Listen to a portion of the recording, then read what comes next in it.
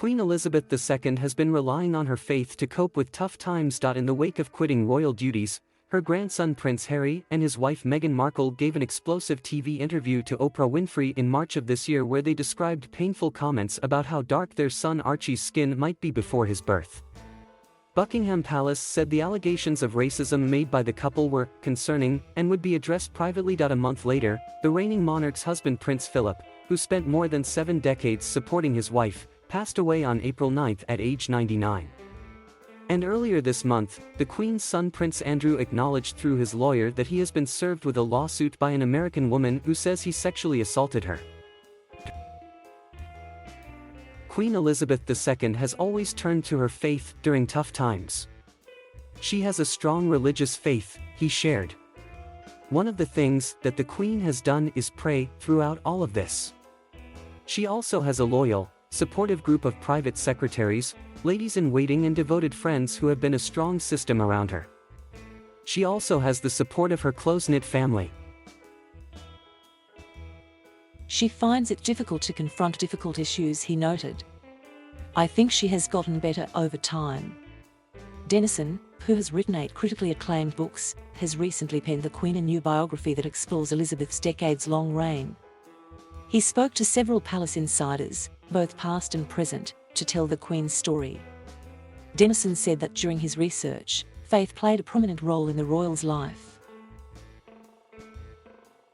Virginia Giuffre has long alleged she was abused by Prince Andrew, the Duke of York, when she was underage.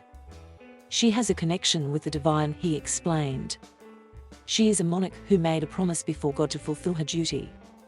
And it's a promise she has taken very seriously in her life. Even as a young woman, she has faced an overwhelming expectation on what kind of queen she should be. She has embraced that role. Despite losing her beloved husband, Dennison said Elizabeth has zero plans to step down. Her eldest son Prince Charles, 72, is first in line to the throne. There wasn't ever a realistic expectation that the death of the Duke of Edinburgh would lead the Queen to abdicate, Dennison shared. In the very few times she has spoken about it to her close friends, she has always been quite clear that the promises she made in her coronation are binding. These are promises she made to God in the church. These are holy promises. She's always said she would abdicate only if she got Alzheimer's disease, a stroke, or something that would leave her incapacitated in some way. But this role is for life. Dennison pointed out that despite family drama and tragedy, the Queen has chosen to carry on. Prince Philip passed away on April 9 at age 99. There are 2 other very significant deaths in her life that shaped her in the later years: the death of her mother at 101 and then the death of her beloved sister Princess Margaret a few weeks before that, he said. The Queen's response to both of those tragic losses was to keep going with the job at hand. Therefore, I'm not at all surprised that this has been her response to the Duke's death, too. It doesn't mean that she isn't feeling it very deeply. The family has also been essential to the Queen's life. Despite the Duke and Duchess of Sussex's move to California after stepping back from royal duties, Dennison said Harry, 37, still has a close bond with his grandmother. Ultimately, the decision to step back had to be taken to the Queen first, he said. The Queen acted considerably. The decision reached was a sort of half-in and half-out arrangement. One where they would spend part of the year in North America as ordinary individuals and then part of the year in Britain, or based in the Commonwealth, as working members of the royal family. That simply isn't possible. That duty, as the Queen has shown, cannot be a part-time calling. Duty, to the Queen, is all-encompassing.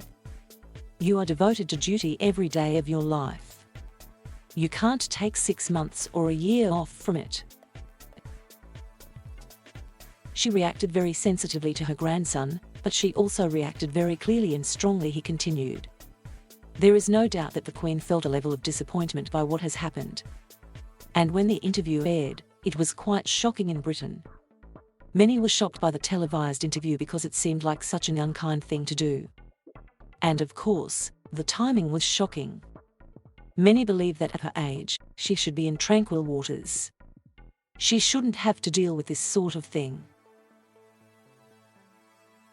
This image provided by Harpo Productions shows Prince Harry, from left, and Meghan, the Duchess of Sussex, In conversation with Oprah Winfrey, Dennison said he hopes his book will teach readers the most important lesson that the Queen has demonstrated over the years: duty comes first. There was one thing that was clearly understood, certainly in Britain, he said. When the Queen came to the throne in 1952, was not to be a celebrity. It wasn't to be a film star.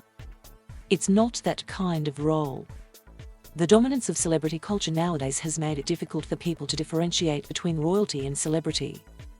The Queen herself has always very clearly distinguished between those things. I hope readers will get a sense of the joy she has taken from this lifelong calling and the contribution that she has made to the life of the Commonwealth. Elizabeth became Queen in 1952 after the death of her father, King George VI. She was formally crowned in 1953 and has ruled for longer than any other monarch in British history. According to the royal family's website, the Queen has links as either royal patron or president to over 600 charities, military associations, professional bodies and public service organisations. Her patronages and charities focus on various causes, including providing opportunities for young people and the environment. Queen Elizabeth II has carried on with royal duties while having the support of her family. Then Princess Elizabeth married Prince Philip in 1947, 5 years before she became Queen at age 25. Their marriage lasted 73 years, making Philip Britain's longest-serving consort. She described the Duke of Edinburgh as her strength and stay in public.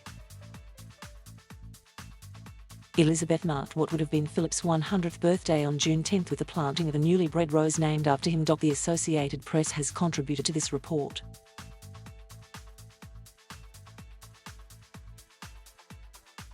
Thank you for watching. Please subscribe.